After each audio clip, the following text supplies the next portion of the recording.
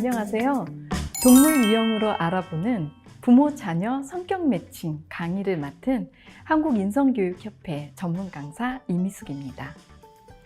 오늘 이야기할 순서를 간략하게 살펴보면 첫 번째, 소와 사자 이야기. 두 번째, 우리 가족을 소개합니다. 이후 4가지 동물 유형을 알아보고 나의 유형을 찾아보기, 그리고 유형별 매칭에 관해 이야기하려고 합니다. 박혜조님의 제목 없는 책 중에서 눈먼 최선은 최악을 낳는다에 나오는 내용인데 제가 살짝 바꿔서 이야기해 드릴게요. 옛날에 소와 사자가 사랑을 했대요. 에? 아니, 어떻게 둘이 사랑을 하죠? 맞아요. 있을 수 없는 일이죠. 제가 친구들에게 물어봤어요. 어떤 일이 생길까? 했더니 어떤 친구가 하는 말이 식량 문제가 발생합니다 하더라고요. 소는 초식 동물이고 사자는 육식 동물인데 둘이 친구가 될 수 있을까? 아무튼 둘은 어릴 적부터 친한 친구로 함께 자랐어요. 사자는 소의 순한 눈빛과 따뜻함이 좋았고 소는 사자의 터프한 카리스마가 멋져 보였습니다. 서로가 가지고 있지 않은 반대의 모습에 반해 사랑에 빠진 거죠. 그런데 다른 게 아니라 정말 둘의 식습관이 너무너무 안 맞았던 거예요. 소는 사자를 위해서 아침마다 이슬이 송송송 맺힌 풀잎을 가져왔어요. 사자야, 이거 봐. 이 연두빛깔 싱싱한 풀을 봐. 이거 유기농이야. 이걸 보는데 너 생각이 났어. 먹어봐. 내가 얼마나 너를 사랑하는데 얼른 먹어봐. 맛있지? 사자는 기뻐하는 척, 소를 보면서 못 이기는 척 먹었지만 정말 힘들었어요. 풀을 소화할 수 없어서 매일 배탈이 났죠. 이렇게 힘든 건 소도 마찬가지였습니다. 소야, 이거 봐. 야, 내가 너 주려고 이거 잡아왔어. 우리 같이 먹자. 소는 비명을 질렀어요. 사자의 입에 대롱 동물이 매달려 있고 피가 줄 흐르고 있지 뭐예요. 소는 정말 한 입도 먹을 수가 없었어요. 그러면 사자는 너무 서운한 거예요. 그래서 결국 둘은 헤어지게 되었답니다. 이야기 들어보니 어떠세요? 재미있으면서도 곰곰이 생각해보게 되는 이야기인 것 같습니다. 둘 다 서로를 사랑해서 가장 좋은 것을 주고 싶었고 나름대로 최선을 다했어요. 문제는 서로에 대해 너무 모른 채 자신의 입장에서의 최선이었다는 점이었죠. 우리도 내가 좋아하는 나의 가족과 행복하게 잘 지내고 싶지만 사소한 일들로 서운하거나 싸우는 경우가 종종 있습니다. 오늘의 동물 유형 검사가 서로를 이해하고 그런 상황을 슬기롭게 해결하는 데 도움을 줄 수 있을 거라 기대합니다. 본격적으로 내 성향을 알아보기 전에 우리 가족이 동물로 변했다고 한번 상상해 보세요. 가족들의 성격이나 모습을 떠올려 보고 자유롭게 생각하면 됩니다. 잠시 화면을 정지하고 옆에 있는 자녀와 또 부모님과 각자 우리 가족을 어떤 동물로 생각했는지 또 왜 그렇게 생각했는지 이야기 나눠보세요.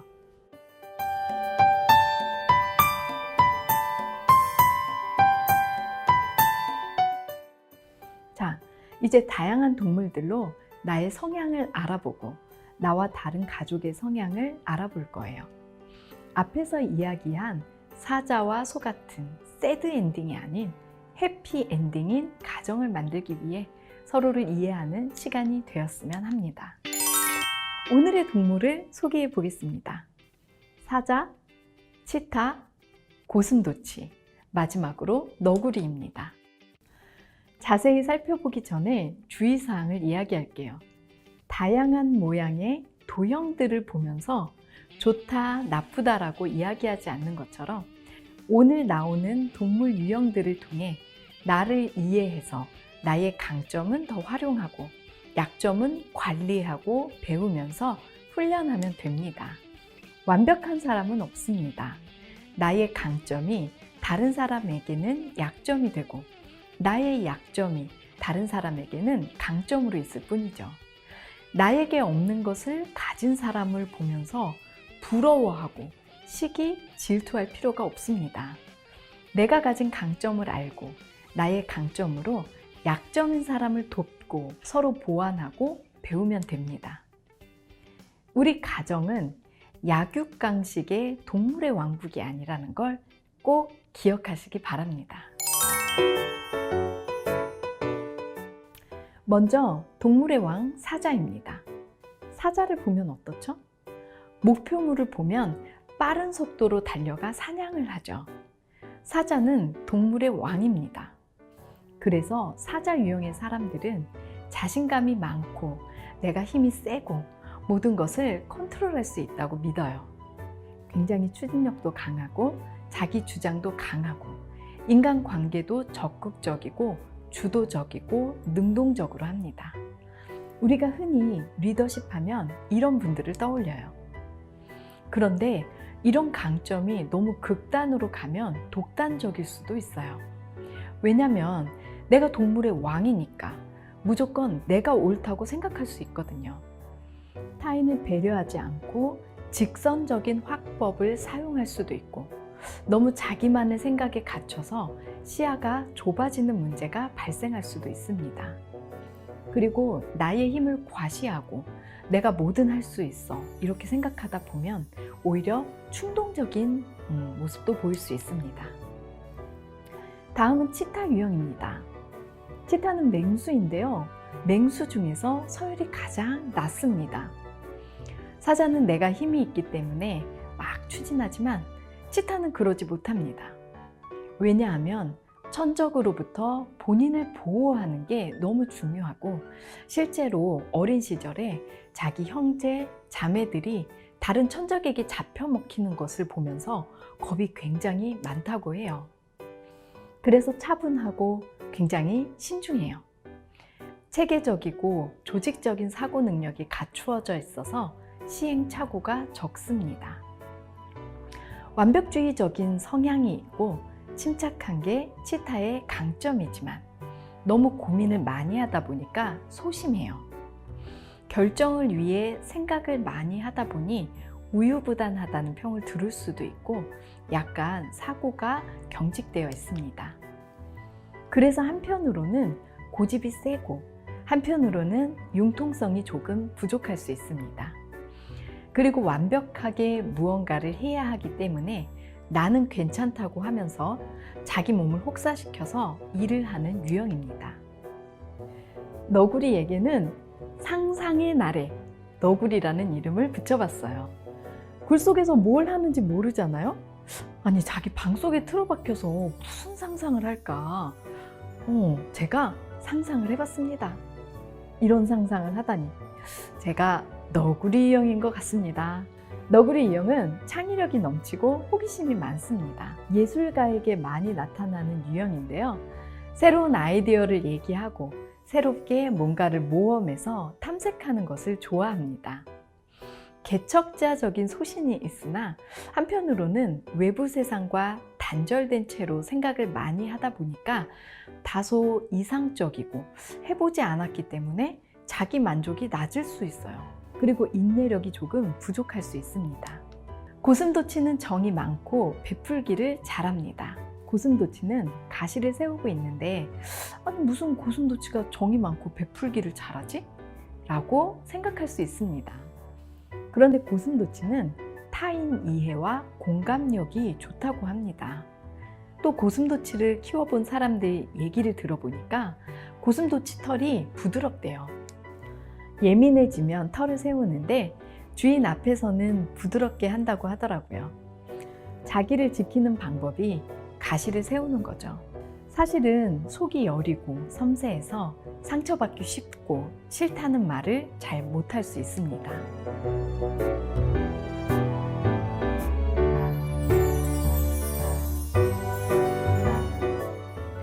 제가 각 유형의 특징들을 설명했는데 들으면서 어떠셨어요? 맞는 것 같기도 하고 아닌 것 같기도 하고 아마 그러실 거예요. 같은 사자 유형이지만 점수가 큰 사람이 있고 또 점수가 약한 사람이 있거든요. 또 사자이면서 치타 유형이기도 하고 너구리 유형의 특징을 가질 수도 있습니다. 이 유형 검사는 정도의 차이보다는 동일한 성질을 가진 범주, 카테고리로만 말씀드릴게요. 부모가 사자일 때의 자녀들과의 매칭을 알아볼까요? 부모가 동물의 왕 사자이고 자녀도 동물의 왕 사자일 때는 같은 사자 유형이니까 기본적으로 서로 잘 이해하고 사이가 좋은 편이지만 서로 갈등이 생기면 사자끼리의 거대한 싸움이 될 수 있어요. 강대 강의 대결인 거죠. 무슨 말인지 느낌으로 아시겠죠? 부모가 사자이고 자녀가 차분한 치타인 경우는 어떨까요? 부모는 자신의 성격으로 자수성가하거나 성공한 경험을 가지고 있습니다. 부모는 자신의 경험과 지식이 전부라고 생각하고 지시하고 가르치려고 할 수 있어요. 반면 차분한 치타형 자녀는 자신만의 성을 쌓고 자신의 길을 내고 있는 중일 수 있습니다. 부모는 치타형 자녀의 노력과 성공을 무시하거나 외면하는 태도를 자제해야 합니다. 자녀의 눈높이를 잊지 마시고 아이의 말과 감정에 맞는 말과 태도를 보여주세요. 말을 하기 전에 자녀의 표정을 들여다보고 마음을 헤아린다면 좋은 부모-자녀 관계가 될 것입니다. 부모가 사자이고 자녀가 여린 마음의 고슴도치일 경우 사자의 관점에서는 소소한 고슴도치가 무슨 생각을 하고 하는 일이 무엇인지 보이지 않을 수 있어요. 아이가 하는 일은 마치 소꿉장난 같고 무가치하게 보일 수도 있습니다. 그렇지만 고슴도치 자녀가 누리고 만드는 세상은 아름다운 정원과 같습니다. 아이는 소소하게 사람과 함께하며 마음을 아름답게 유지하고 싶어 합니다. 그 정원이 사자가 노는 광야는 아니지만 나름의 질서가 있고 아름다움이 존재합니다. 사자가 들어가서 함께하기에는 비좁을지 모르지만 들어갈 수 있다면 광야에서 느끼지 못하는 즐거움을 누릴 수 있습니다. 이러한 부분을 알고 이해해주는 마음의 여유가 필요합니다. 부모가 동물의 왕 사자이고 자녀가 상상의 나래 너구리라면 어떨까요? 지도력과 진취적인 부모 입장에서 상상의 나라에서 사는 너구리의 모습은 마음에 안 들 수 있습니다. 엉뚱하고 현실적으로 도움이 안 되는 자녀의 관심과 일들을 보면 자꾸 저지하고 싶은 마음이 들 수 있어요. 그러나 자녀의 특성이 나와 다르다는 것을 먼저 인정해야 합니다. 상상의 나래 너구리 자녀는 남들이 다 하는 그렇고 그런 일을 하기보다는 자신이 상상하고 만들어 놓은 일들과 계획을 좋아합니다. 부모가 그런 자녀의 모습을 즐거워하고 맞장구 쳐준다면 아이는 상상의 세계에서 점점 현실로 내려와 부모와 함께 어깨를 나란히 하는 시간이 올 것입니다. 더 나아가 현실적이지 않아 보이는 상상이 현실이 될 때 놀라운 성취를 얻을 수도 있습니다. 너구리의 상상은 현실이 된다. 자, 사자 유형은 이런 자기관리가 필요해요. 내가 이렇게 생각한다고 해서 다른 사람도 같은 생각을 해야 한다는 기대를 조금 버리셔야 합니다. 다른 사람이 지금 이 순간 어떤 감정을 느낄까 조금 더 여유롭게 공감할 필요가 있습니다. 강한 사자형, 막 사자 100마리일 경우는 지배욕이 강해서 왜 나를 따라주지 않지? 왜 이게 안 되지? 막 생각하면서 화가 날 수 있어요. 세상이 내 뜻대로 되지 않았지만 괜찮았던 경험을 떠올리며 마음을 진정시킬 필요가 있습니다. 사자형이 일을 막 추진하다 보면 스트레스 수준이 과해질 수 있습니다. 심지어 사자 100마리 키우며 아주 지배욕이 강한 분들은 나보다 약한 사람에게 스트레스를 해소할 수 있어요. 나보다 약한 사람이라고 하면 자녀들일 경우가 많겠죠.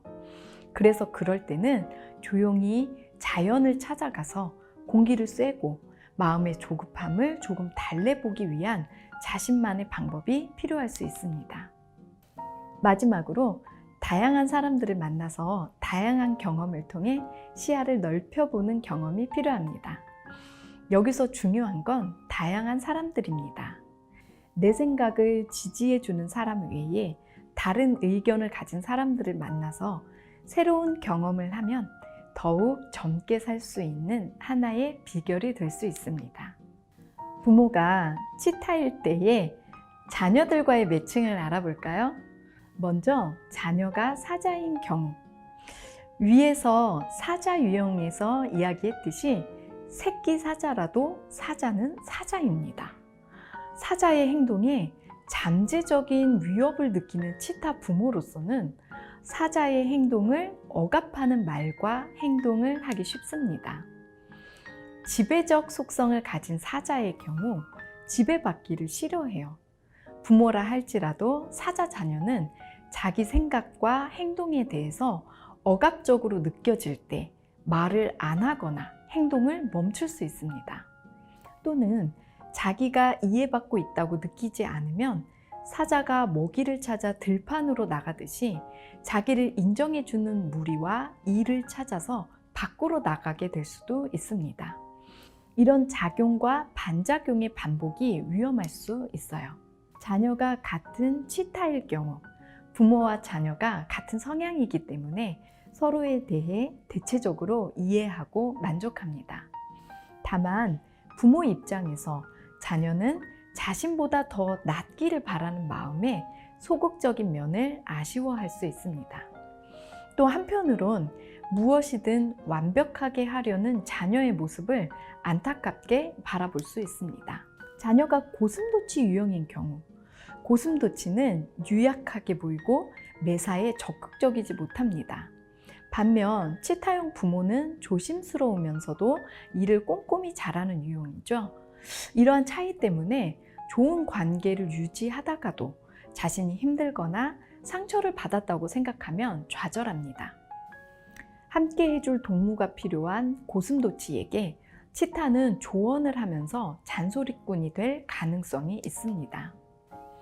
고슴도치 자녀의 보폭에 맞춰 함께 걸어갈 수 있는 부모님의 모습이 필요합니다. 마지막으로 부모가 치타, 자녀가 너구리인 유형의 경우입니다. 너구리 유형의 자녀는 체계적인 일 처리와 합리적인 행동보다는 즉흥적인 행동과 비체계적인 일 처리를 하기 쉬워요. 치타 부모는 자신과 다른 너구리의 행동을 이해하지 못합니다. 그래서 자녀에게 가르치거나 잔소리를 하게 되는 경우가 많아요. 하지만 이런 상황이 반복될 경우 점차적으로 대화가 줄거나 서로에 대한 수용적 태도가 사라지고 마음속 앙금이 남기 쉽습니다. 치타 유형은 이런 자기 관리가 필요합니다. 이 정도만 해도 되는데 그만하고 싶다 라고 생각해도 이걸 조절하지 못하는 게 완벽주의예요. 부모 역할 역시 완벽하게 해야 한다는 생각을 가질 수 있습니다. 완벽하게 해내야 한다는 생각을 버리는 연습, 이런 연습이 필요합니다. 이미 당신은 충분히 괜찮은 부모입니다. 자녀는 공감을 받고 싶어 얘기를 했는데 치타형 부모는 공감을 해주기보단 논리적으로 그 상황을 해석하려고 하기 때문입니다. 논리와 감정 중에서는 감정이 우세하죠. 다시 말하면 감정이 진정되고 정서가 안정돼야 논리적인 사고가 가능해지기 때문에 아이들에게 옳은 것을 이야기할 때에도 아이들의 감정적인 부분을 먼저 고려하시기 바랍니다. 내가 계산한 대로, 내가 분석한 대로 삶이 흘러가지 않죠.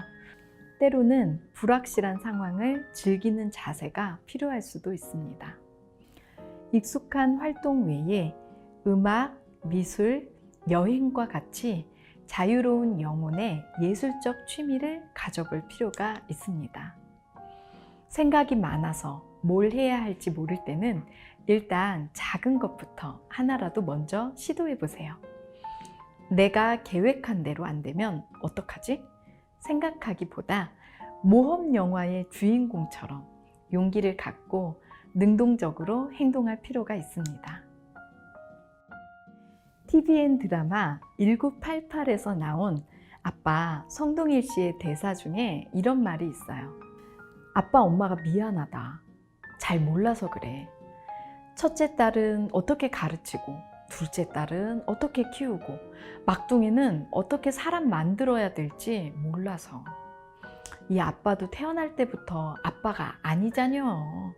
아빠도 아빠가 처음인디. 그니께 우리 딸이 조금만 봐줘잉. 부모의 역할은 자녀가 많다고 해도 매번 새로운 경험이죠. 완벽하게 해낼 수 없는 일 중 하나인 것 같아요. 지금 이 수업에 참여하고 노력하는 것만으로도 충분히 잘하고 계시다고 얘기해 드리고 싶습니다. 부모가 너구리 유형일 경우에 자녀들과의 관계는 어떤지 알아보겠습니다. 부모가 너구리이고 자녀가 사자의 성향을 가지면 부모와 자녀가 모두 다른 방식으로 주도권을 가지기 위해 노력할 수 있습니다. 두 사람이 호흡을 잘 맞추면 좋은 파트너가 되지만 그렇지 못할 경우에는 부모가 사자의 이빨을 뽑아버리는 실수를 하게 됩니다. 자녀의 진취적이고 독단적인 에너지가 길을 잃어버리지 않도록 도와주는 부모의 배려가 필요합니다. 자녀가 치타일 경우에는 차분하고 조직적인 성향을 가지고 있어서 창의적이고 아이디어가 많은 부모의 말을 잘 이해하지 못하거나 과도한 간섭을 한다고 느낄 수 있습니다. 부모 입장에서 아이를 도와준다고 하는 개입이 자녀의 자발성을 가로막거나 능률을 방해할 수도 있어요. 너구리 부모는 자신의 채널을 자녀에게 맞추는 연습을 해야 합니다. 자녀는 부모가 자신과 채널이 맞지 않는다고 느끼면 자기 동굴로 들어가 버리기 쉽습니다. 자녀가 고슴도치일 경우입니다. 정이 많고 사람을 좋아하는 고슴도치 자녀는 친구들과 소소한 즐거움을 좋아합니다. 그러다 상처도 입고 관계를 어려워하기도 합니다. 너구리 부모는 섬세함이 부족해서 자녀가 왜 그런지 어떻게 도와줘야 하는지 어렵게 느낄 수 있습니다. 부모는 돕는다고 했지만 자칫 자녀에게는 상처가 될 수 있습니다. 부모는 자녀가 무엇을 좋아하고 무엇을 힘들어하는지를 잘 살피는 연습을 해야 합니다. 자녀는 말이 아닌 행동과 표정으로 자신의 마음을 표현하기 때문입니다. 너구리 성향을 가진 부모 자녀는 서로 잘 이해하고 사이가 좋은 편입니다. 가족 모두 너구리라면 화기애애한 즐거운 분위기가 되지만 너구리 유형이 아닌 다른 구성원이 있다면 소외감을 들 수 있습니다. 너구리 유형은 이런 자기관리가 필요합니다. 너구리는 생각이 많고 남들이 하지 못하는 생각을 하기 때문에 타인과 그것을 교감하기 위해서 언어적인 소통 능력이 더 필요할 수 있습니다. 다른 사람을 위해 조금 더 현실적이고 구체적으로 설명을 해주는 게 좋습니다. 먼 미래를 꿈꾸기보다는 그래서 지금, 현재, 당장 할 수 있는 게 무엇인지 생각하고 실천을 해야 구슬을 꿰어 보배를 만들 수 있습니다. 내가 생각하는 게 최고지 라고 생각하면 더 소통이 안 되기 때문에 타인의 다양한 생각에 열린 마음으로 경청을 해보면 내가 갖고 있는 아이디어가 2배가 될 수 있습니다. 나에게 따끔하게 조언해주는 사람의 이야기를 수용할 필요도 있습니다. 너구리 유형뿐만 아니라 모든 사람에게 해당되겠지만 조언도 수용할 때 너구리가 가진 강점이 훨씬 더 긍정적으로 발현될 수 있습니다. 외향적인 너구리 유형이라면 반복되는 집안일이 힘들 수 있습니다. 그래서 반복된 일상에서 소소한 기쁨을 만끽해보는 연습이 필요합니다. 고슴도치 부모와 사자 유형의 자녀인 경우 한번 보겠습니다. 자녀는 부모의 섬세한 배려와 희생으로 잘 자라게 됩니다. 그러나 사자인 자녀가 커지면 커질수록 부모의 모습은 작아 보이게 됩니다. 사자는 들판으로 나가서 영웅이 되기 위한 준비를 하지만 그 모습에 고슴도치 부모들은 이제는 내가 필요 없어 라고 느끼기 쉽습니다. 들판을 함께 내달린다면 좋겠지만 부모는 걱정하게 되는 경우가 많습니다. 치타형 자녀는 매사에 꼼꼼한 성격 때문에 그렇지 못한 사람을 비하하거나 이해하지 못할 수 있습니다. 부모에게도 자기의 기준에 맞지 않거나 어긋나 보이면 말을 하지 않으면서 간접적인 분노를 갖기 쉽습니다. 자녀가 여유롭고 유연한 사고와 감정을 갖는 훈련을 하지 않으면 타고난 성격을 고수할 수 있으니까 타인에 대한 이해, 관점의 다양성, 친구와의 관계에 대해서 부모가 알고 제시하면서 함께 해주면 좋습니다. 그럼 고슴도치 유형의 부모와 자녀의 경우에는 어떨까요? 기본적인 성향이 자기 희생형 관계 맺기와 자기 표현이 부족한 고슴도치 유형의 사람들은 같은 유형끼리 있을 경우 오해와 편견을 담아둘 수 있습니다. 마지막으로 고슴도치 부모와 너구리 유형의 자녀입니다. 마음이 여린 부모는 아무 생각 없이 사는 것처럼 보이는 너구리 자녀를 어떻게 대해야 할지 모릅니다.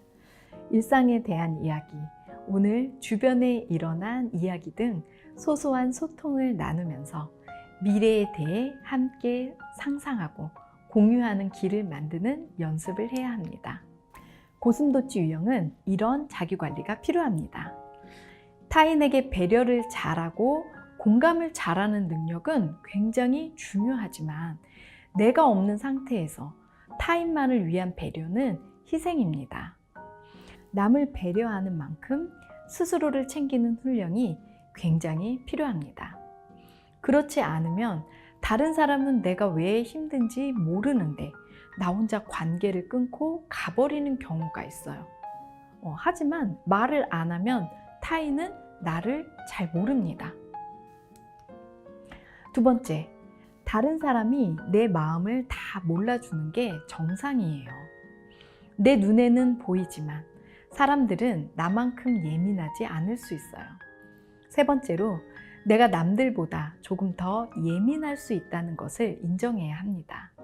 고슴도치가 힘들면 가시를 세우며 상대방을 찌르게 됩니다. 가시에 찔린 상대방이 너무 아파 떠나가면 세운 가시가 방향을 바꿔서 나를 찌르게 됩니다. 고슴도치는 힘들면 내 옆에 오지 마! 하고 취하는 방법이 방어인데 사람들이 떠나면 외로워지고 점점 더 고립감을 느낄 수 있습니다. 그래서 자기 관리가 더욱 필요한 유형입니다. 내가 가진 감정적인 부분들을 조금 내려놓고 조금 더 논리적이고 이성적으로 세상을 바라보기 위해 노력할 필요가 있습니다.